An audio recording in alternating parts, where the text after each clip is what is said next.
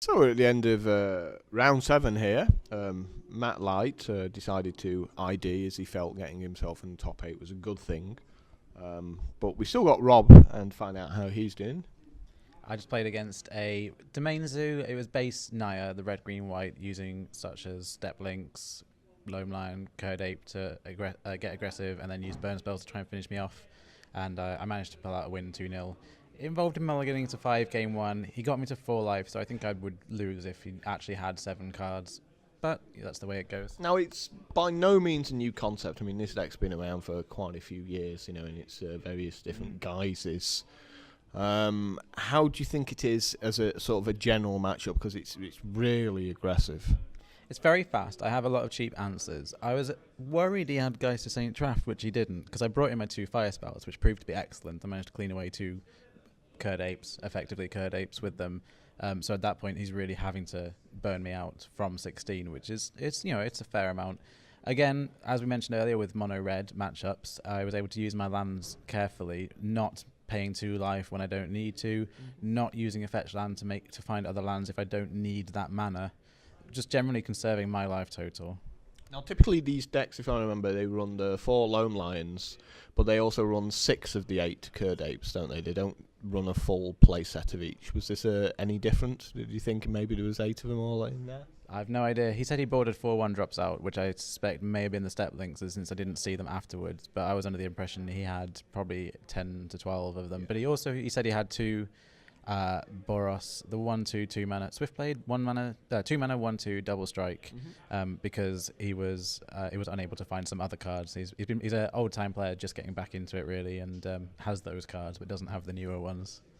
So, did it surprise you that a deck like that would be vying for a top 8 spot?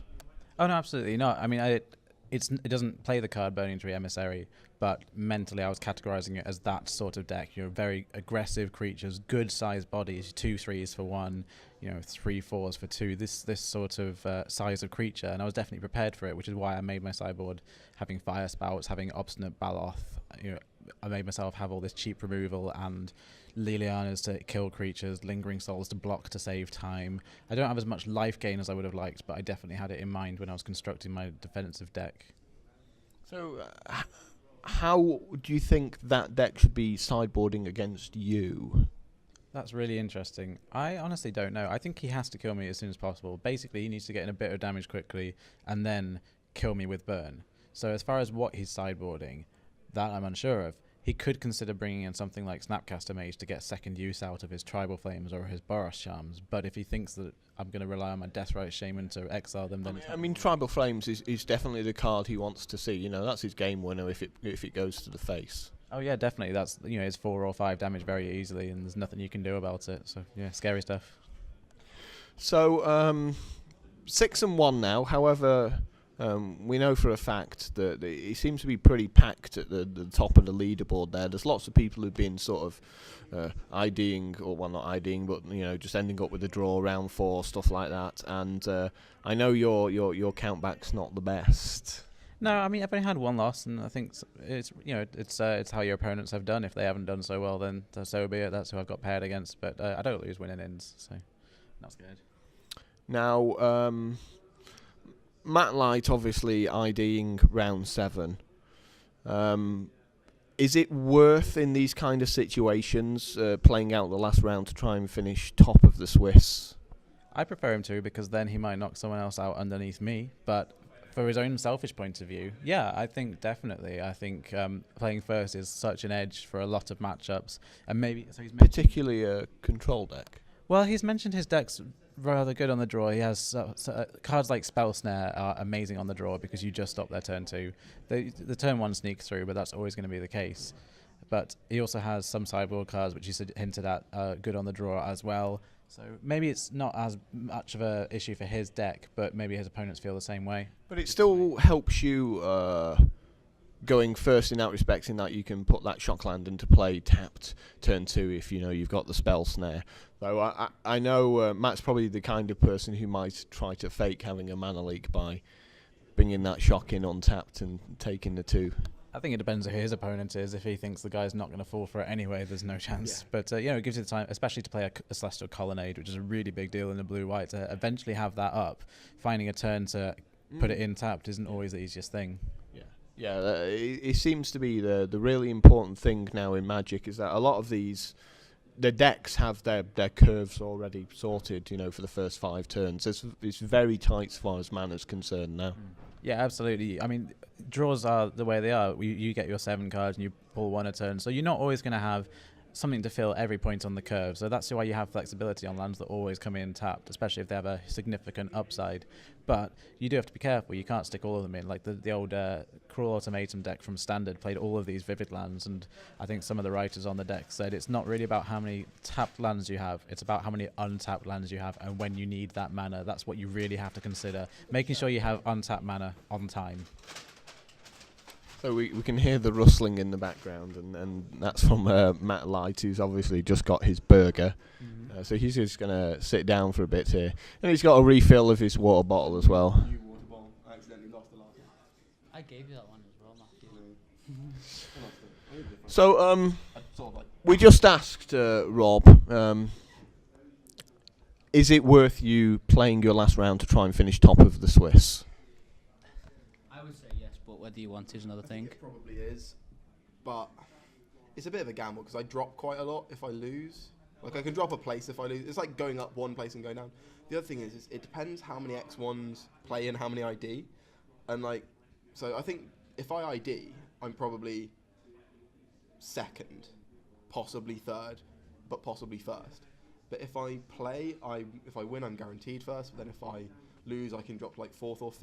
And I kind of want to stay in the same bracket as Raoul, the guy I ID'd with just now, because I don't want to be in opposite brackets. No, I don't want to be in the same bracket as him. I want to be in opposite brackets to give him as many chances to lose. You think it's a bad matchup for you, It's and so you want the brackets to be such that the first possible time you could play him is the finals. You don't want to play him unless you have to. Definitely. Yeah. And so I probably will just ID my next round, partially because then I can have a bit of a rest, chat. I might even try and see if anyone has scouted his deck list, see if I can get as much information as possible about everyone. I can check what the people on the top tables are playing, because I don't know that yet, and that's something I should really know. Now, but normally, yes, it's worth doing. I think a good question to sort of bring in at this point is, are there any decks that have surprised you throughout the Swiss? Have you seen something that's going, I really didn't expect to see that kind of up? Jack has a... Oh, right. So I seen literally everything in the deck. It was a Mystical Teachings deck with a gifts package for Unburial main deck. So a few of the Zoo decks and the blue-white decks are sideboarding into the kind of Unburial combo where you kind of, you gifts from Unburial and the target. And but this guy's playing it main with a Teachings package as well. And it was interesting to say the least. It's 5 color Teachings deck. But how was he doing? I was 2-1, so he was in the 2-1 bracket in the 4th round, so he was doing all right. I don't know what he is now, but yeah, he was on 6 points after the 3 rounds, so he was doing all right. He's obviously put a little bit of thought into it there, but we mentioned briefly about this deck with all of their little sort of zoo cards and loam lines and stuff like that, and it's very sort of, I would say, 2011 tech, but.